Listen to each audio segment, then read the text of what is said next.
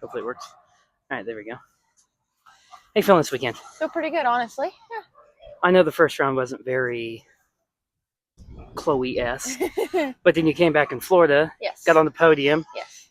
and complete mood change from when I seen you at Big Buck. Big Buck, it wasn't very happy, but then it's night and day difference, and it was kind of. I was surprised by you not being on the podium going into the first round, especially with how you ended last year. Yes. But you podiumed in Florida, then you got back-to-back wins, possibly back-to-back-to-back. We're For gonna this hope weekend? so. We're hoping so. That's for sure. So we're gonna give it my all and hope for the best. I mean, I have Jess and Hannah competing against me now, and Avery's up there too. So you never know what's gonna come out of the weekend anymore. So, with the mindset of going into Florida, Yes. with coming off of 6th place. it's you not being on the podium is odd. But last year you had, I think only maybe one or two that you weren't on the podium, but you still finished second. I think it was 3 points at the end of the year. Yeah, I had altogether 11 podiums, 6 wins, 3 seconds, and 2/3. So, and I had an 8th and an 11th, which was my Florida Georgia round, which wasn't so well. I had thrown everything at my quads, and I had drowned one in Georgia, and then I had blown one up at Florida. So I think a lot of people are having issues with Florida. I know this last year.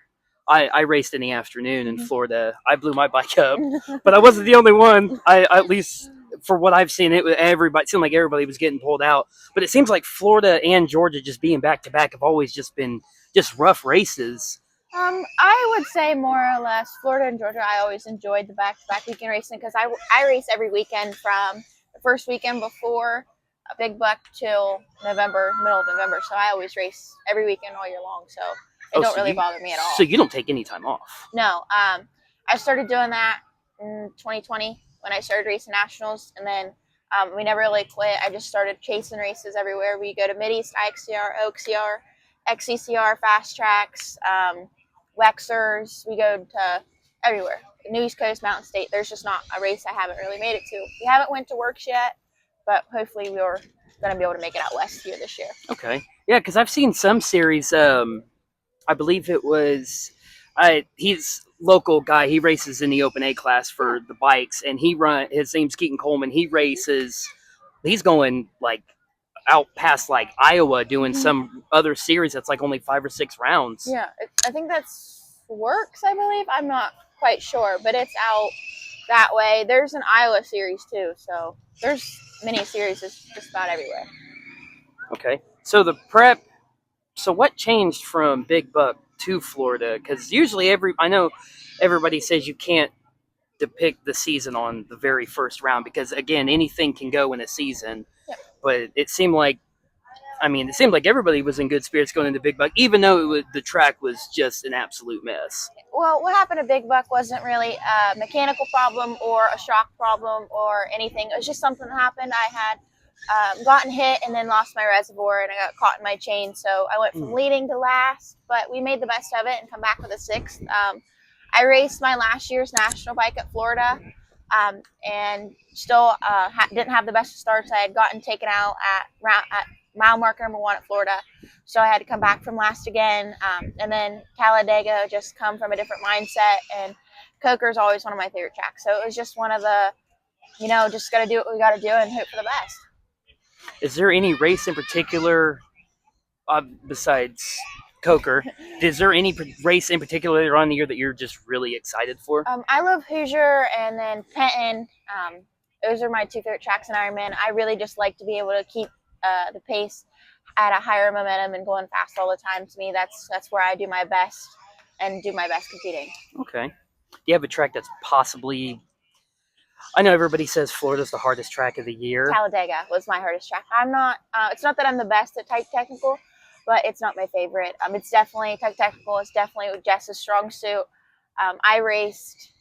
It's called Fast Tracks in Ohio. It's one of you're 45 minutes wide open, 300 turns for 3.5 miles as fast as you can go. Wow. And that's what I grew up racing. I never really grew up racing type technical until I started racing GNCCs, and I've had to slowly get better at it as we go. Well, I mean, didn't really slow you down in Talladega. because being top 3 overall, which obviously it's definitely not uncommon for you ladies for sure, but just the fact that some races, either you or even Jessica, you guys are just you get in front and then you're just gone. Yeah, and it's hard for like Coker. I had Avery Collins. She had just ran off. There was a minute to almost 2 minutes down within a lap and 2 miles to go, and with all that time to have to make up to come back to win, it was probably one of the hardest races I've ever had to do because it was more of a fight to get through everybody. Like, I'm glad Jessica's okay after her race at Camp Coker with all the crashes she did, but it was definitely something I had to work hard for to get through. It was more of felt like a finishing race through half the race instead of actually doing well at it, because sometimes it's just a finisher, never a complete race that you want. Okay. So is there any race in particular that you're not excited for? Tomorrow. It's still a tight technical track. They took out the one field in the whole race, so it's all rock, woods. I don't mind the rocks, but I do like a little bit of field, a little bit of fast pace to keep it upright and going. I won here last year, so I'm hoping to do the same here tomorrow, but Jess always makes it a good competition. Yeah, it seems like you, Jess, and Hannah have been just duking it out. And last year, going into this year, it's been you 3. And having me and Jess are really good friends. I'm glad to have her regardless. It's going to be a good, solid, clean, happy race from start to finish with me and Jess, so you always know that you're going to get what you're watching. So we're not going to get what happened with Adam at Big Buck? No. Me and Adam, we're really good friends. He's like my family. I will support any and everything Adam chooses, but I also understand what happened with Adam and would be upset the same way. I can't handle it like that because, trust me, it is one of the things to handle it that way, and then there's one thing to handle it the complete opposite way.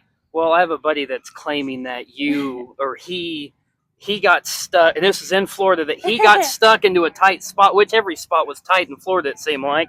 But he said that somebody, he's claiming it was you that hit him. You called him, he didn't specify what you called him. He said she called me something that I haven't been called for in a while. She flipped me off and then got around me. I'm like, I don't think that'd be Chloe. Oh, no, that's not me. I don't usually hit people. I'm not that way. I don't ride that way. Even if you're in my class, I don't hit you. I do if you were stuck and we were trying to get through. I bumped James in Florida. He was stuck and I bumped him to get him up and over. So I don't hit people. I get it that all the Yamahas look the same, but you got to look for the long black and colored hair. Yeah.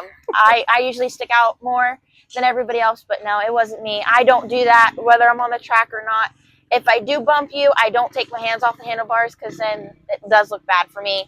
And I don't say anything because I have a GoPro on me, so anything gets caught. So I gotta watch what I do. Yeah, he said he was going around a corner and he just dipped it and got stuck, and he semi-flipped it. He wasn't fully on its side, but it was he couldn't move it.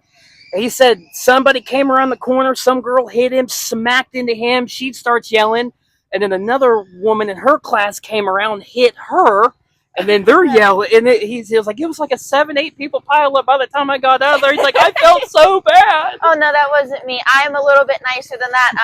Everything I do is caught on camera. I have a videographer. I have like 4 or 5 videographers out there on the track. And like I said, I do run a GoPro, so it has put me in check a lot. And I've run a GoPro since round 1. So I've learned not to say anything. If I do, I yell, I scream, but I don't ever